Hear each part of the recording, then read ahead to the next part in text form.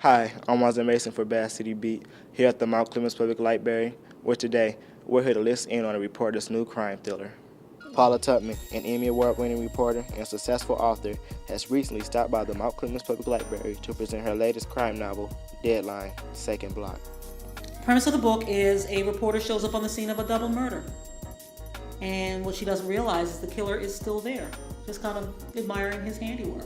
So the book is a murder mystery thriller, and it is loosely based on an event that actually happened to me when I was a younger police reporter in Baltimore, and a killer developed an obsession with me. So what I did when I started writing the book is I went, for some reason, I don't know why, but I kept all of his love letters and the pretrial reports and all my reporter notes. And when I started writing the book and I wanted to build the killer, I actually just went back to that material to write the book. So the premise of the book: reporter, television reporter, shows up on the scene of a double murder, doesn't realize the killer is still there.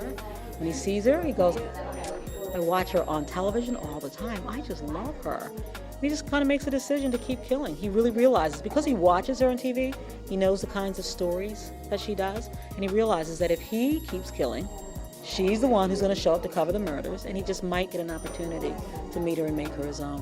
What are the differences between book one and book two? Well, it's a sequel. It's a true sequel. So you can't peek to the end at book one to see what happens. You got to read book two. The biggest difference, I think, there's a great deal of character development in book one. If you get book two, you don't have to read book one to understand what happens, because book two will catch you up very quickly within the first 3 chapters. But I think the biggest difference is in book one, you meet a lot of characters. In book two, you really get centralized with the character of P.S. Garrett, who's the main character, who's a TV reporter, and the killer. Who inspired you to write it? Oh, that's a great, nobody's asked me that question. You know, I've always wanted to be a writer, Juan. I've never wanted to be a reporter. I've always wanted to be a writer. And so I just think it was something that I was eventually going to do. I just kind of stumbled into this business, and it gave me really interesting things to write about. You know, interesting things happen to me. I keep a notebook with me all the time so that if something happens, I can just write it down.